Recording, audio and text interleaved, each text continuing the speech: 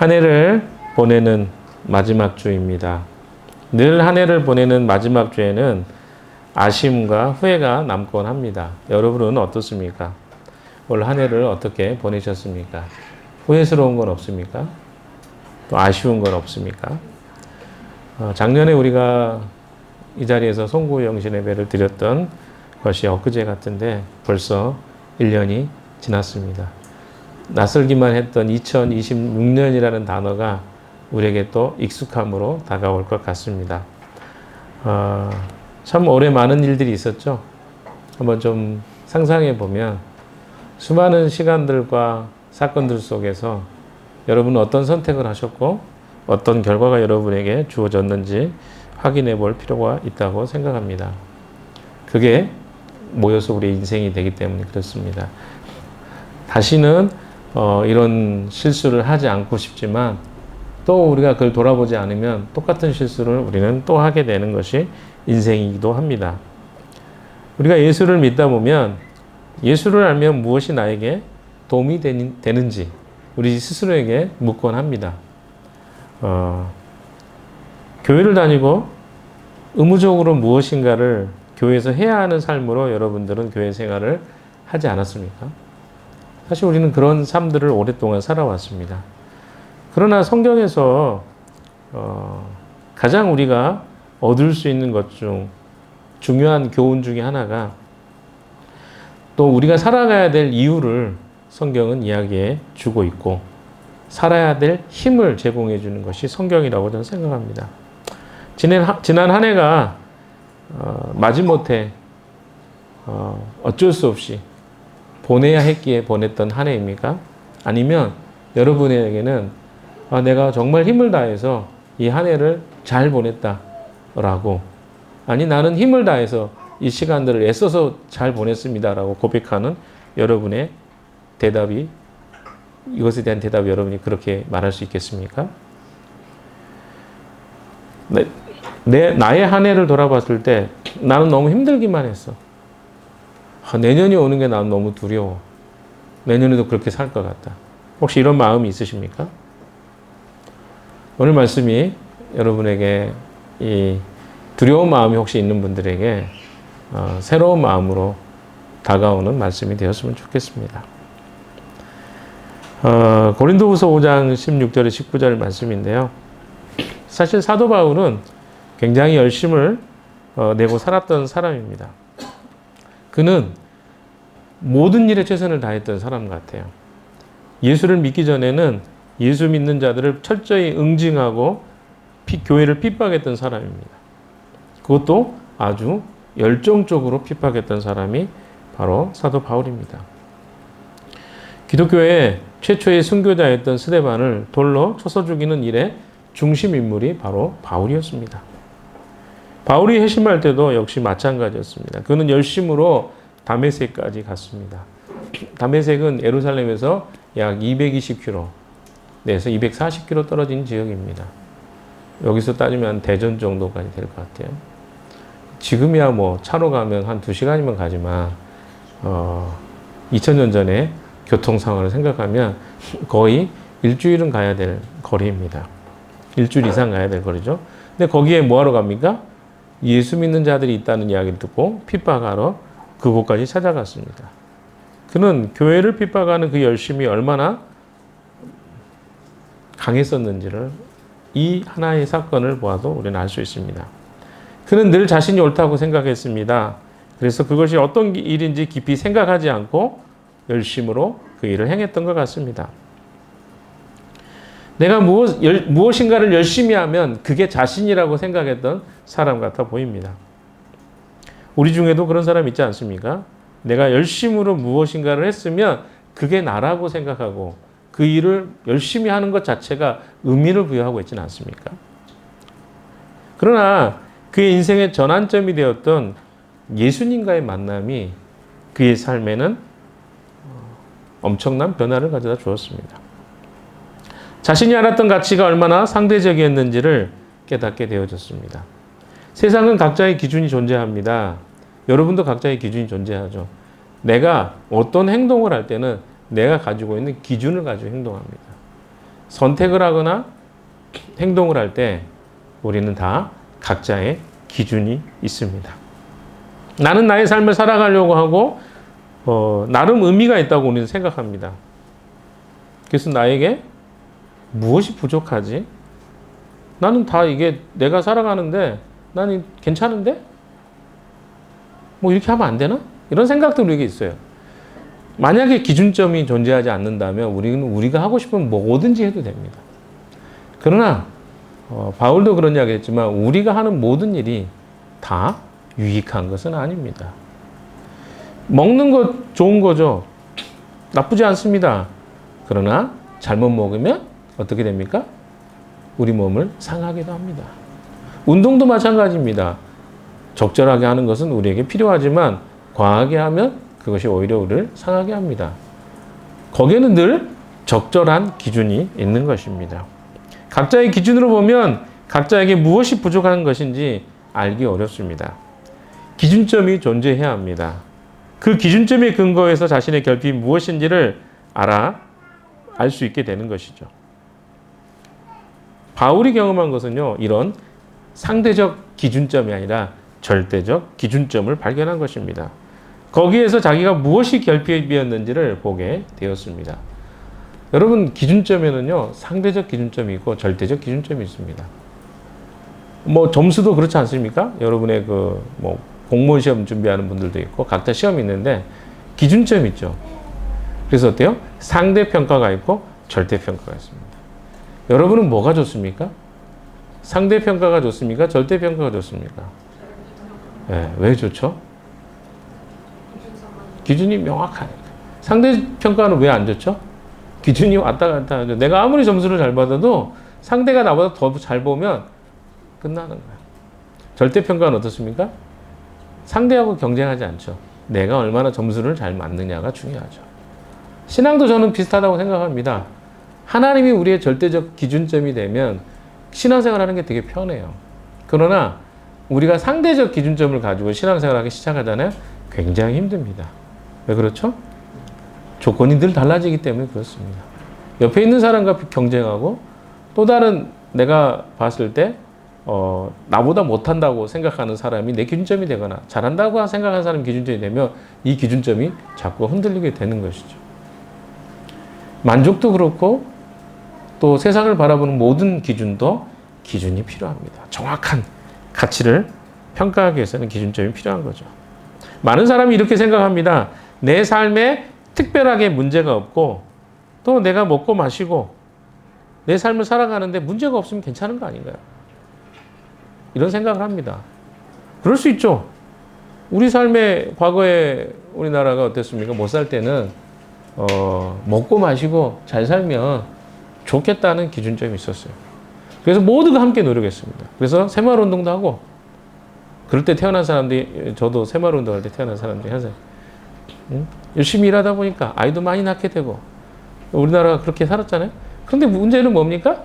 잘 살게 됐잖아요. 우리나라가 잘 살다고 하는 데 대해서 부동의하시는 분 있나요? 근데 여러분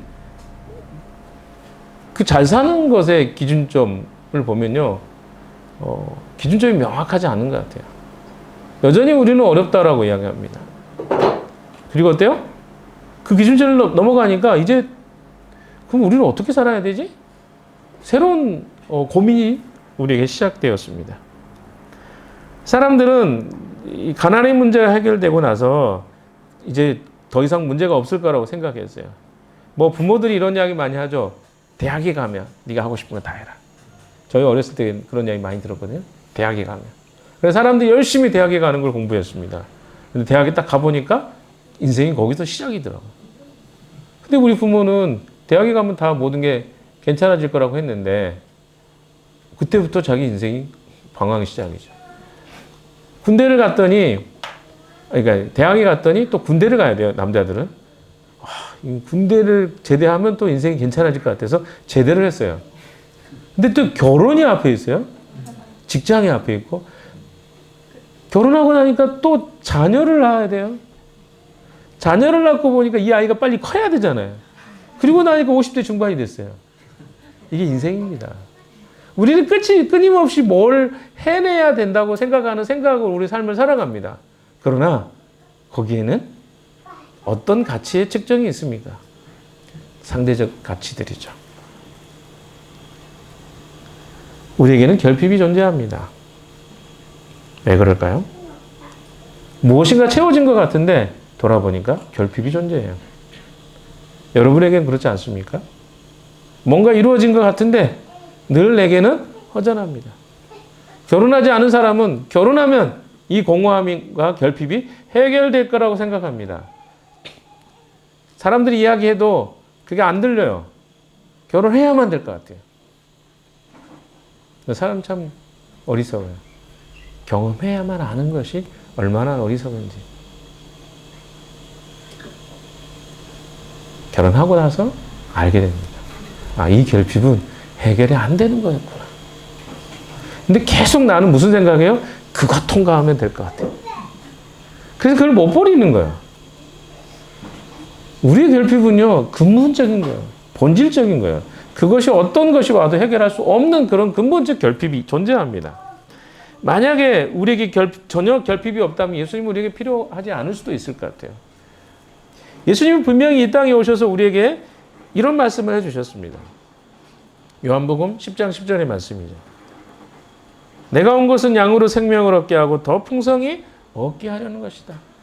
양으로 생명을 주실 뿐만 아니라 그 생명을 더 풍성하게 해주시겠다라는 게 약속이었어요. 여기서 양은 비유잖아요. 우리 그리스도인들을 이야기합니다. 그리스도인에게 새로운 생명을 주실 뿐만 아니라 그리스도인이 누릴 수 있는 더 풍성한 것을 주시겠다는 것이 예수님의 약속이었습니다. 예수님은 인간의 결핍을 채우실 뿐만 아니라 더 풍성한 것을 주시겠다고 말씀하셨습니다. 결핍을 채워주시는 것으로 만족하지 않으십니다. 여러분, 우리가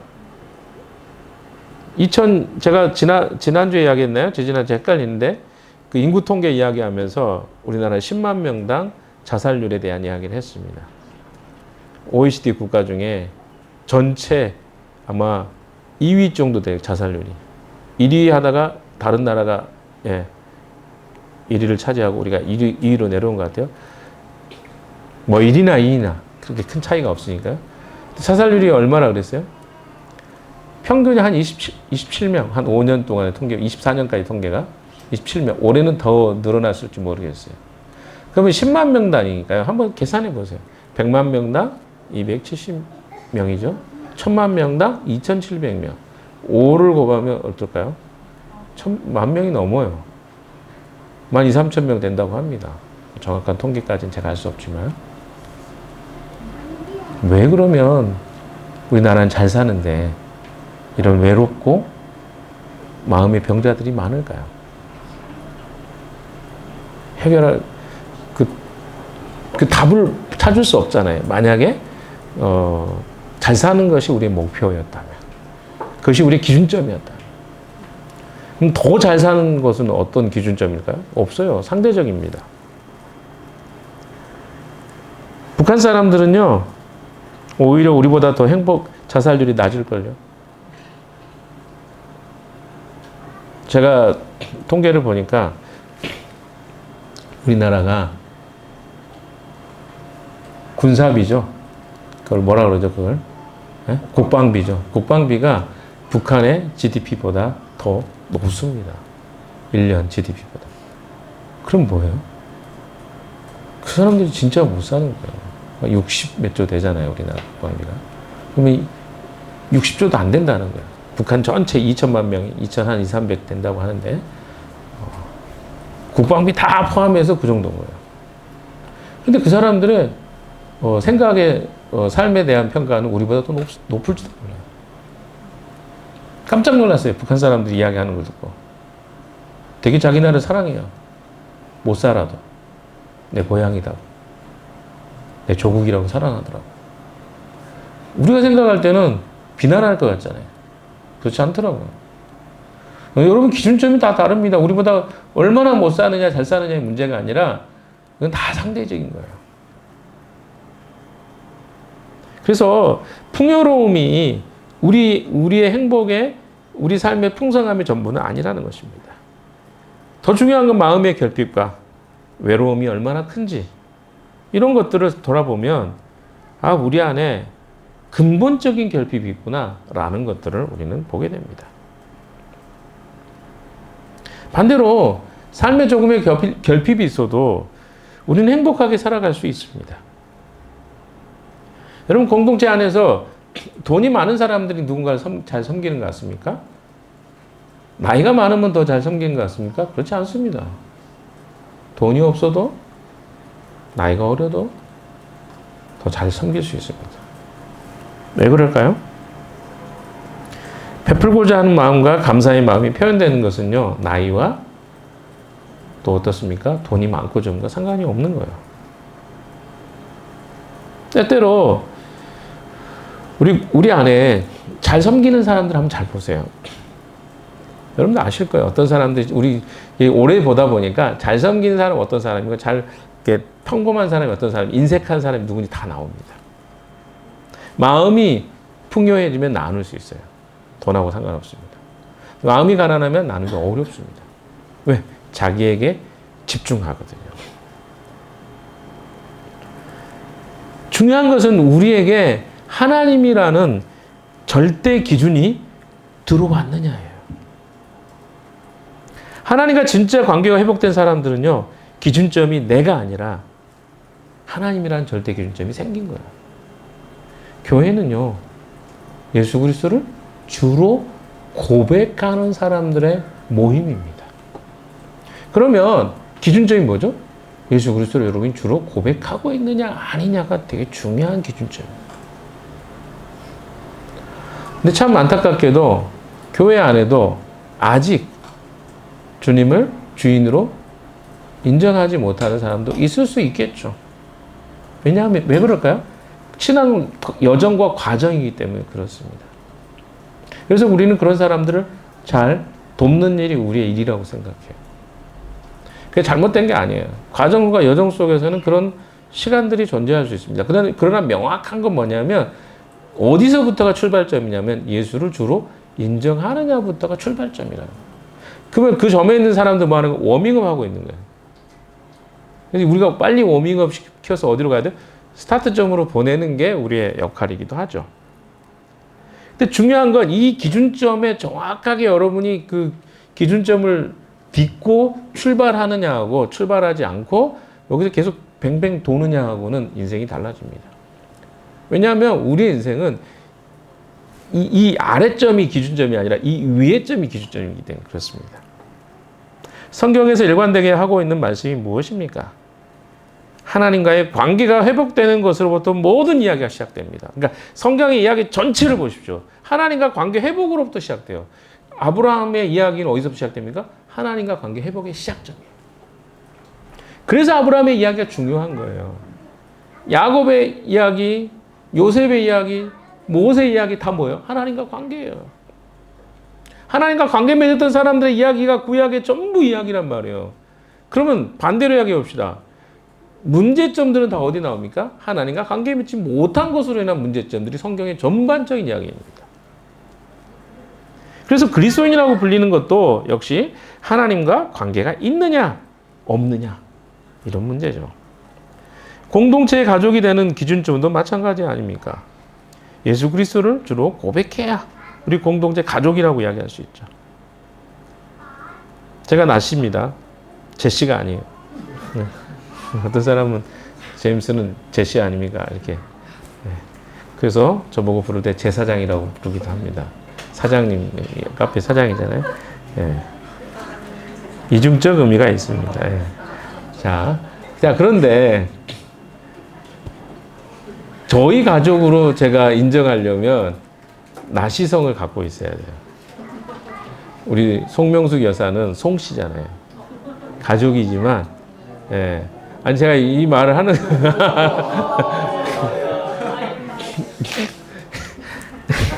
하는 이유를 잘 들으십시오. 오해하지 마십시오.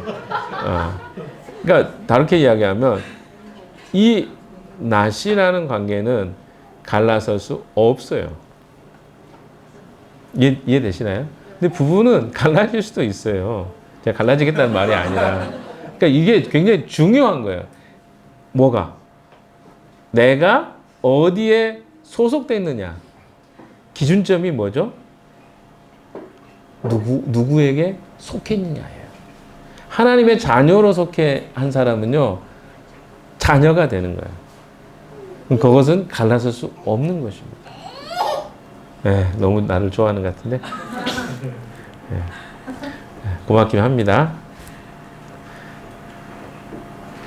여러분, 우리가 가족이 된다는 건 그런 의미예요. 이게 뭐냐면 DNA를 갖고 태어나는 거죠. 같은 DNA예요. 아무리 봐도 속일 수 없잖아요. 얼굴을 봐도, 그렇죠? 행동을 봐도 DNA이지 않습니까? 우리 딸을 보지 마세요. 강한솔을 보세요. 예. 우리 시완이 같은 경우 아빠랑 너무 똑같아요. 어렸을 때 사진을 보니까 똑같더라고요. 이게 DNA 아닙니까? 가족은 그런 거예요. 하나님의 가족도 똑같습니다. 뭐부터 시작해요? 그 DNA를 내가 갖고 있냐? 그 DNA가 뭐예요? 생명이란 말이에요. 예수 그리스도 안에 내가 있느냐 아니냐가 이거 아무것도 아닌 것 같은데 엄청난 거란 말이에요. 거기서부터 우리의 모든 문제는 시작됩니다. 아직 거기에 뛰어넘지 못하시는 분들은 같이 고민해야 돼요. 왜? 그 고민이? 모르겠어요. 이제 이미 한 가족이 됐어도 나 다시 돌아갈래 하시는 분들이 있을 줄 모르겠어요. 행동 중에 가끔 보여요.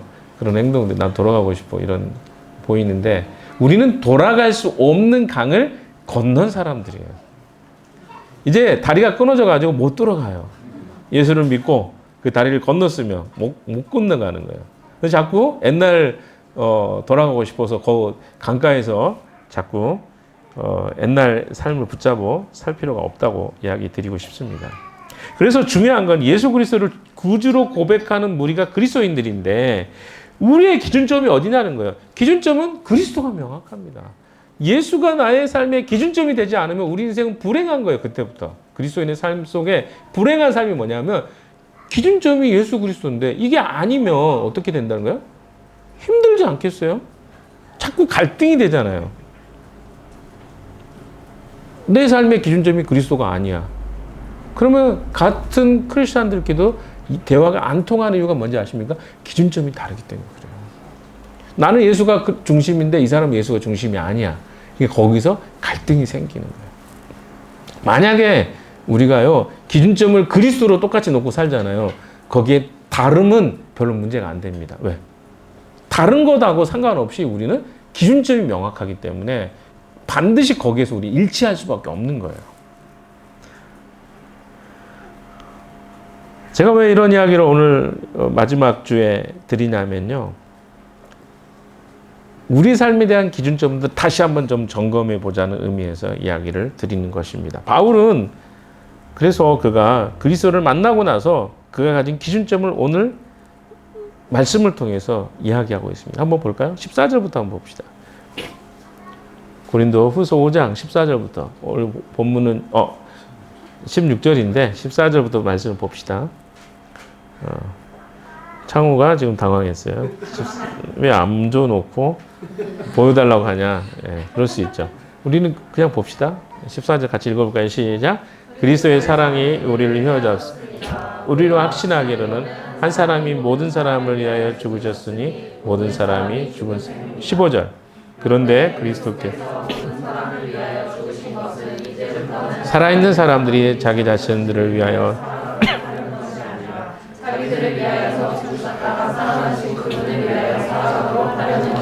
자, 바울은요 미쳐서 살았던 사람인 것 같아요.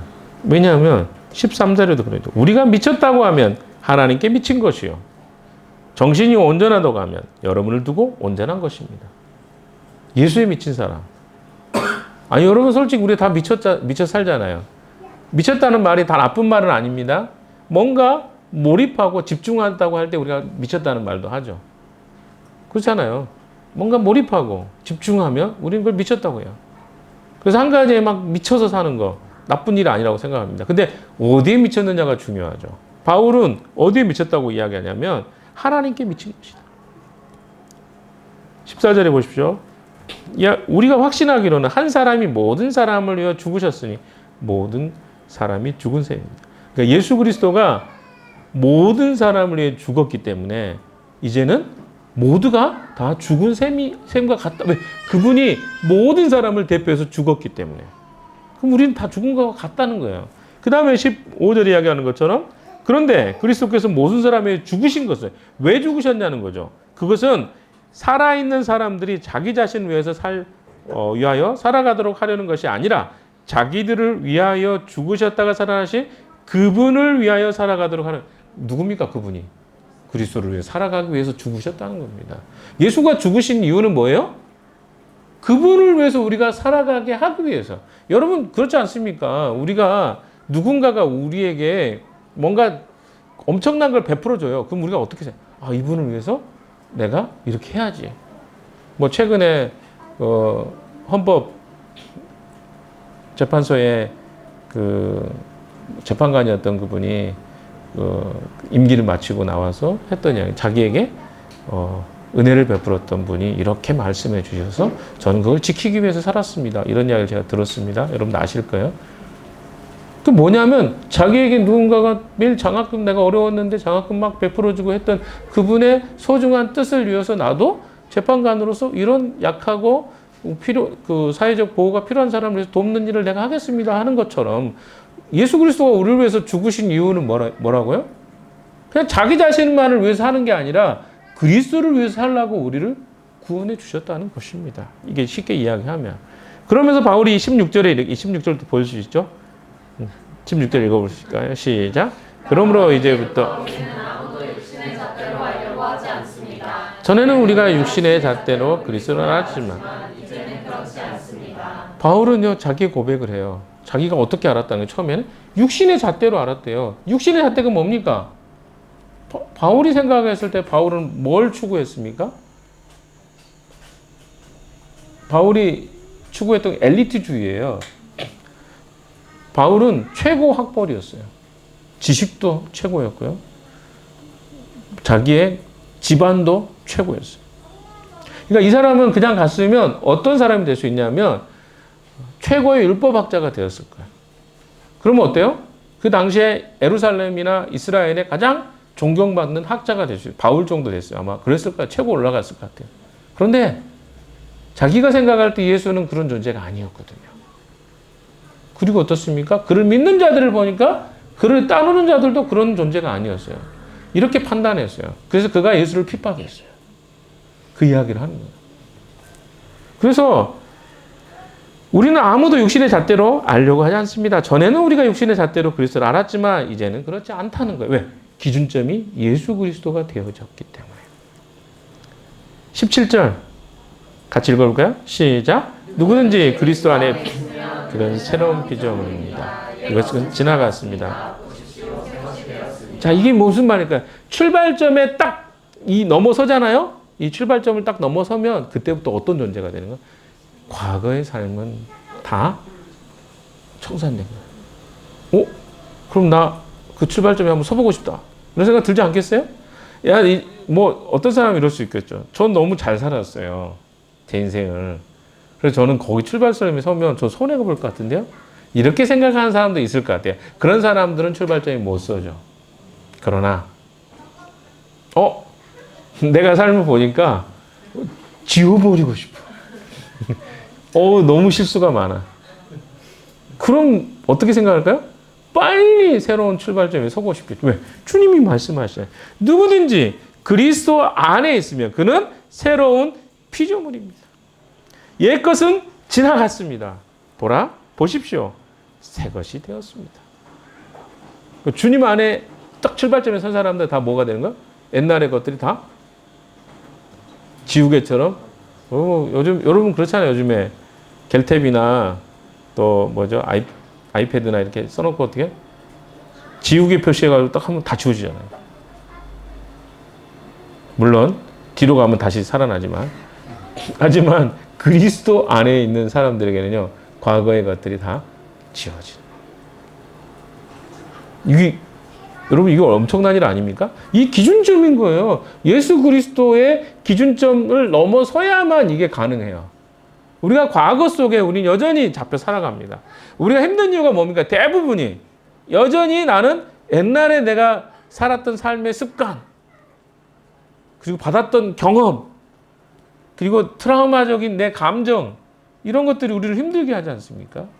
근데 예수님이 주시는 것 중에 뭐냐면 중요한 것 중에 하나가 이 기준점을 넘어서면 옛날의 것들이 다 새로워진다. 바울은 이 이야기를 하고 있는 것입니다. 자, 그러면서 18절 보시면 이 모든 것은 하나님에게서 났습니다. 하나님에게 또 온 거예요. 이 새로워진 출발점이. 하나님께서는 그리스도를 내세우셔서 우리를 자기와 화해하게 하시고 또 우리에게 화해의 직분을 맡기셨습니다. 원래 하나님과 우리는 원수됐죠.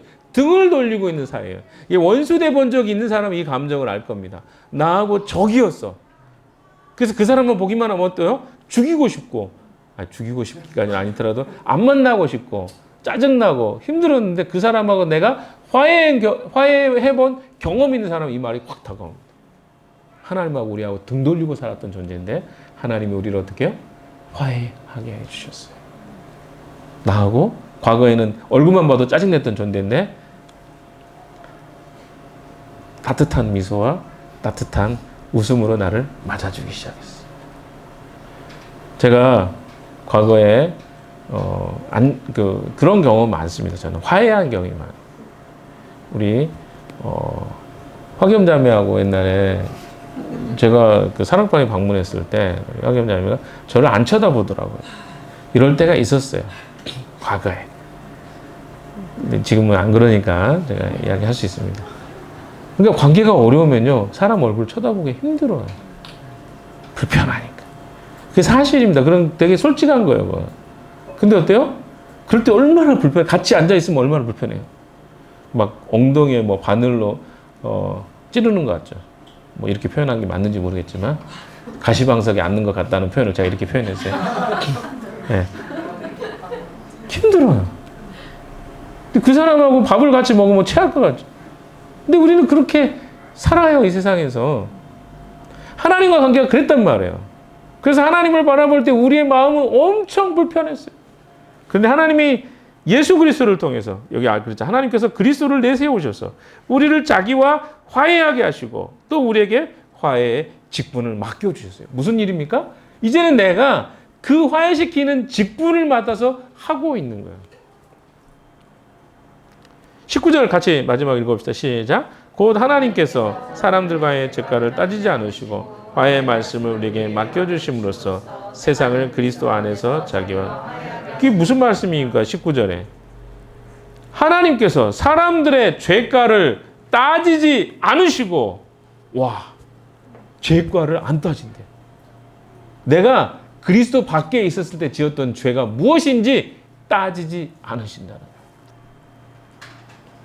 화해의 말씀 우리에게 맡겨주심으로써 세상을 그리스도 안에서 자기와 화해하게 하는. 이게 무슨 말이냐면 따지지 않을 테니까 하나님과 화해해, 이 말을 우리에게 맡긴 거예요.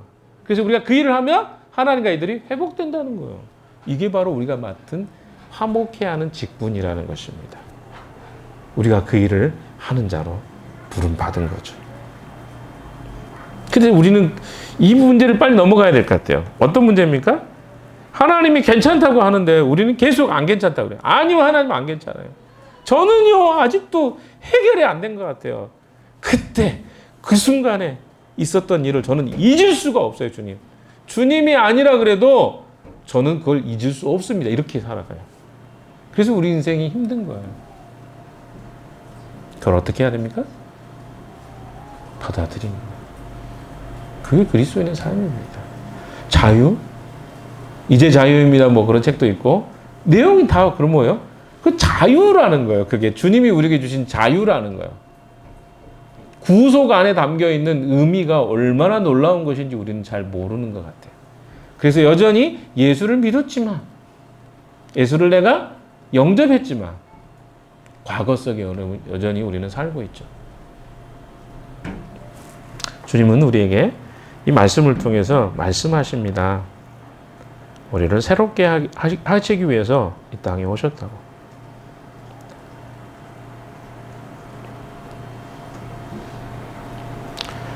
과거의 바울의 고백을 생각해 보십시오. 바울은요, 육신으로 예수 그리스도를 이해했습니다. 자신이 생각하는 그리스도는 화려한 이스라엘의 정통 분파와 정치적 배경을 가지고 있어야만 했던 분으로 생각했어요. 그런데 내가 그분을 만나보니까 그분은 전혀 다른 분이었네. 바울의 열심은 무엇입니까? 무엇을 이루어야 자기의 신분이 높아진다고 생각했어요. 그래서 우리는 이 세상에 살기 때문에 계속 뭘 합니까? 뭔가를 증명해 보여야 되는 것을 우리는 이제까지 살아왔어요. 그래서 이걸 놓기가 너무 어려워요. 바울이 못났던 이유가 무엇입니까? 자기도 그렇게 살려고 했던 사람인 거예요. 그런데 그리스도 앞에 가보니까 다메섹에서 예수님 만났는데 내가 해왔던 것들이 다 뭐예요? 헛된 것입니다. 그래서 바울이 나중에 이런 고백하죠. 그리스도를 아는 지식이 가장 고상하다고요. 그리고 지금까지 알았던 모든 지식은 다 배설물과 같아요. 대변기 안에 들어가 있는 그 배설물을 딱 누르면 내려가 버려도 붙잡지 않잖아요. 그것과 같다고 이야기합니다. 그리스도 밖에 있었던 모든 것들이 다 그렇게 이해되어졌다고 바울은 이야기합니다. 사랑하는 여러분, 이 17절의 말씀을 여러분 좀 기억하시면 좋을 것 같아요. 17절의 말씀이 뭐였죠? 누구든지 새로운 피조물입니다. 옛것은 지나갔습니다. 보라, 예전의 말씀은 보라, 새 것이 되었도다. 보십시오, 새 것이 되었습니다. 보십시오, 새 것이 되었습니다. 보세요, 새 건지 헌 건지. 그러니까 새 것이 됐다고요. 옆에 사람한테 한번 이야기해. 당신은 새 것입니다. 네, 당신 새 것입니다.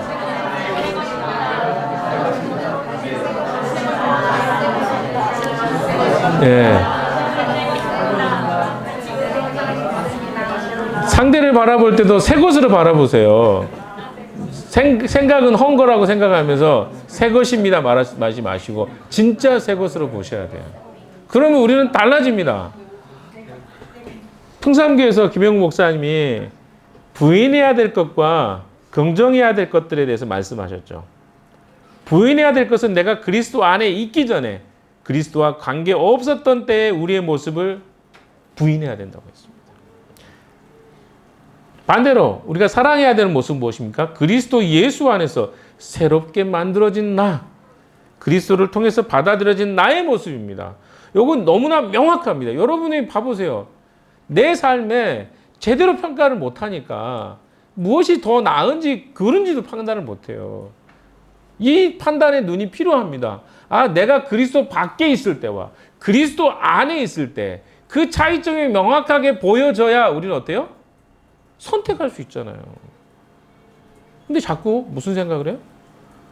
그리스도 밖에 있는 것도 나쁘지 않다고 우리는 생각할 수 있다는 거죠. 근데 우리 눈이 문제가 있는 거예요. 여러분, 비교가 때로는 필요합니다. 좋은 것과 나쁜 것 정도는 비교할 수 있어야 되죠. 그리스도 안과 그리스도 밖에 있는 삶이 비교할 수 없는 것이라는 걸 여러분이 아셔야 됩니다. 그래서 내 삶을 괴롭히는 대부분의 것들은 옛 과거의 것들입니다. 여러분 한번 생각해 보세요. 여러분 무엇이 여러분을 괴롭힙니까?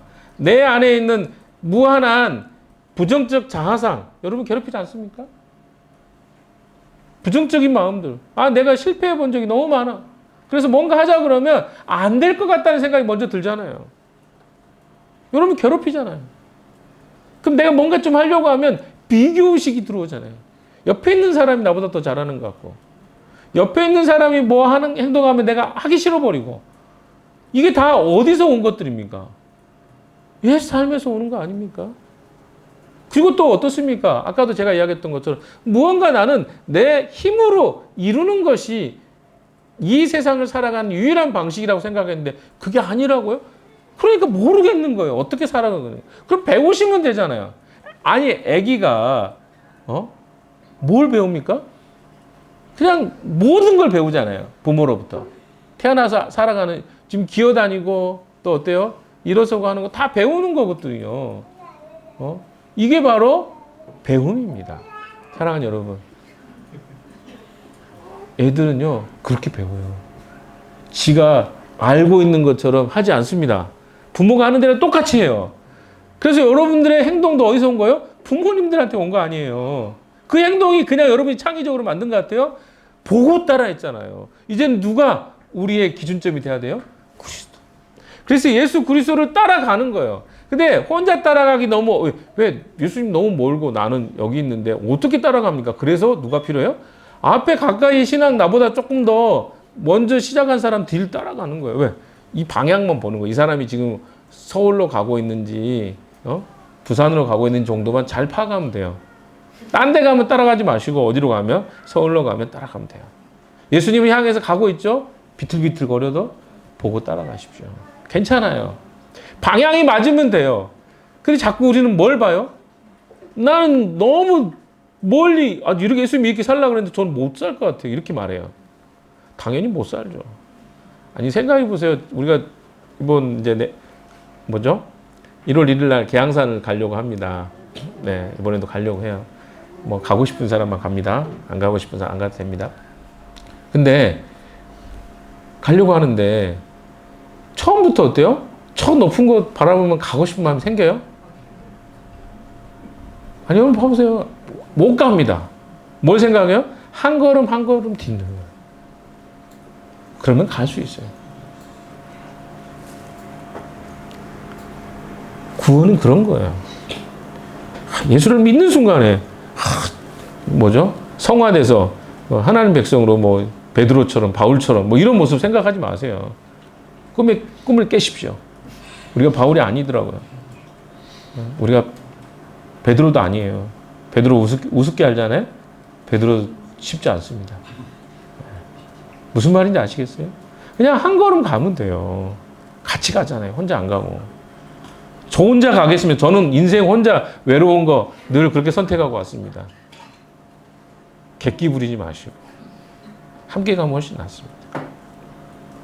그거 하라는 거예요.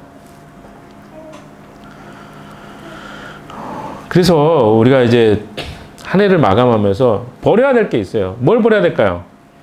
예수를 알기 전에 붙잡았던 습관을 버리십시오. 해가 왜 2025년, 26년 이렇게 나눠진지 아십니까? 왜 그럴까요?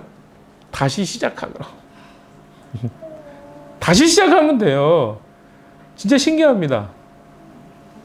마치 처음인 것처럼 우리에게 늘 기회를 주셔요. 2026년은 또 한 번도 살아보지 않은 시간처럼 우리에게 다가오고 있습니다. 여러분 어떻게 사시렵니까? 과거의 습관을 2025년에 두고 2026년은 새롭게 시작하시렵니까? 아니면 너무 아쉬워서 계속 끌고 내 등에다 메고 2026년을 시작하시렵니까? 뭘 버리고 싶으세요, 여러분? 버리실 거 생각해 보십시오. 우리는 새로운 신분에 걸맞게 살아가야 합니다. 그래서 오늘 마지막 주에 제가 여러분에게 도전하고 싶은 것은 지난 한 해 동안 잘못 붙잡고 있었던 모습들을 벗어버리십시오. 나는 뭘 잘못 붙잡았지? 이걸 뭘 버리고 싶지? 하는 것들을 생각해 보십시오. 그리고 2026년을 시작하면서 새롭게 나는 붙잡아야 될 게 또 무엇인지를 좀 생각해 보십시오. 저는 2025년도에 결심을 했습니다. 2026년도에 결심을 하면 너무 늦을 것 같아서. 그래서 뭘 결심했냐면 저는 적어도 5개월에서 6개월 동안은 간헐적 단식을 하기로 했어요. 그래서 벌써 3주째 들어가고 있습니다. 근데 변화가 엄청 크진 않아요. 미미하지만 변화가 생겼어요. 습관이 많이 달라지더라고요. 삶의 음식 습관이 달라졌습니다. 기본적으로. 3주째 들어갔어요. 조금이지만 시작을 마지막 하기 전에 내가 결심을 했어요. 되더라고요. 여러분 다 다 시작하면 돼요. 근데 저에게 왜 이런 게 생겼는지 아십니까? 저보다 먼저 가신 김영욱 목사님 보고 제가 했어요. 김영욱 목사님이 5개월째 하고 계시대요. 근데 10kg가 쫙 빠지셨어요. 제가 보면서 와, 나 저렇게 되고 싶다. 그걸로 시작했어요. 처음에는 한 2주 동안 망설였어요. 왜? 습관이 끊어낸 게 2주가 힘들다. 아, 나 계속 먹고 싶고, 그냥 아침에도 먹고 싶고, 뭐 이렇잖아요. 근데 건강을 생각하면서 이거 해야 되겠다고 정말 2주 동안 마음 먹고 딱 시작했어요. 보시면 알 거예요. 계속 그렇게 하고 있습니다. 여러분도 한번 뭘 시작하시는 것 있을 거 아니에요. 좋은 시작 아닙니까? 2026년과 함께 새로운 거 시작해 보십시오. 다 같이 하면 돼요. 그리고 제가 또 하나복에서 요즘에 하나복에서 그 큐티 챌린지 한 게 있더라고요. 그래서 1년 동안 일독하는 그 큐티 챌린지 하는 것을 또 받았습니다. 그래서 이거를 하루에 2-3장인데 우리 청년들한테는 너무 많을 것 같아서 하루에 1장으로 하는 것을 좀 그걸 받아가지고 해볼까 지금 생각 중입니다. 하루에 1장 읽고 1년 동안 해가지고 한 권을 한번 읽어보는 것도 좋은 챌린지 같아서 그것도 한번 우리 교회가 하면 좋겠다. 지금 생각하고 있습니다. 좋은 도전이잖아요. 뭐 시작은 할 수 있으니까 중간에 그만두더라도. 자, 저희 공동체도 지금 변화를 준비하고 있습니다. 이건 여러분의 개인의 변화도 필요하지만 우리 공동체도 지금 굉장히 큰 변화 중에 있습니다. 여러분이 모르는 사이에 운영위원들 굉장히 많은 회의를 했죠. 네, 회의를 하면서 몇 가지 변화에 대해서 오늘 좀 나누려고 합니다. 따로 시간을 내가 할까 하다가 메시지 시간에 나누면 좋겠다. 주일학교에게 다음 세대죠. 우리는 다음 세대라고 하는데 주일학교를 하지 않고 다음 세대의 변화가 생겼어요. 부장이 새로 바뀌었습니다. 그래서 우리 윤수진 자매가 그 역할을 할 거예요. 네. 이상은 자매가 오랫동안 했는데 수고했다고. 박수로. 정말 긴 시간 동안 이렇게 태생부터 시작해서 여기까지 잘 키워놓은 것 같아요. 감사하게 생각합니다. 또 변화가 좀 있는 것도 우리에게 좋겠다라고 생각해서 윤수진 자매가 역할을 하게 됐습니다. 기대가 큽니다. 가정교회에도 변화가 생겼습니다. 가정교회도 좀 변화가 생겼는데요. 이제까지는 우리 상은 자매 혼자 예비 목자였는데 예비 목자들을 조금 넓혔습니다. 그래서 예비 목자들이 3가정이 세워졌죠. 각 가정이 호스트를 맡고 있는 지체들입니다. 저희 하울 가정교회에서는 김솔립, 진인영 2사람 박수로 예비 목자로 잘 준비해 주시기 바랍니다.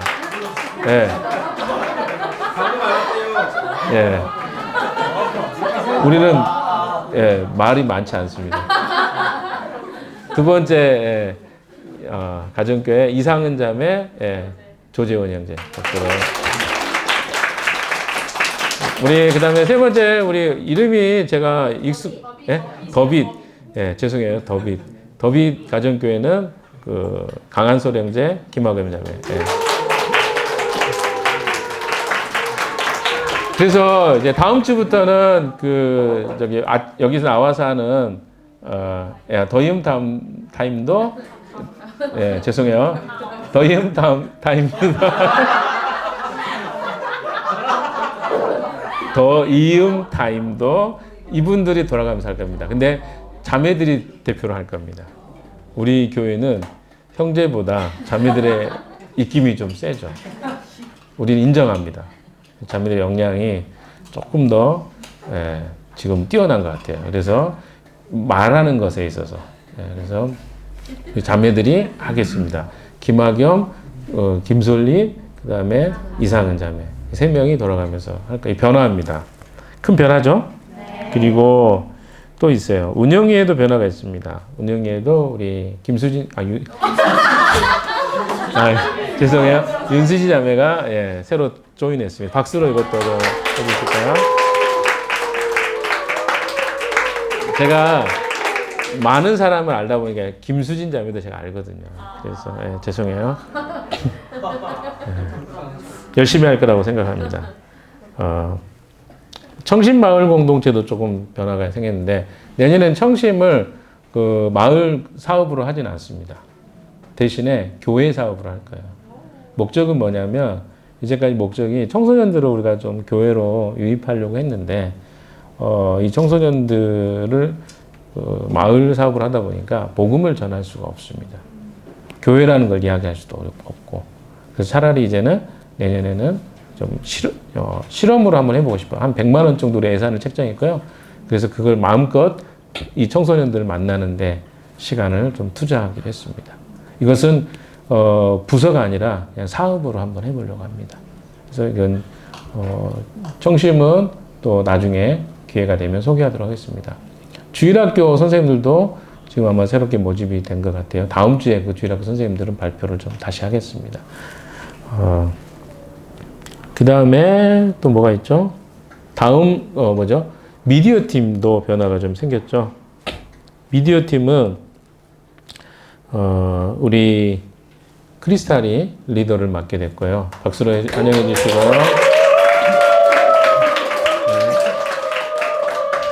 세 명의 팀장이 생겼습니다. 강한솔 형제, 그 다음에 박창우 형제, 김솔립 자매. 박수로.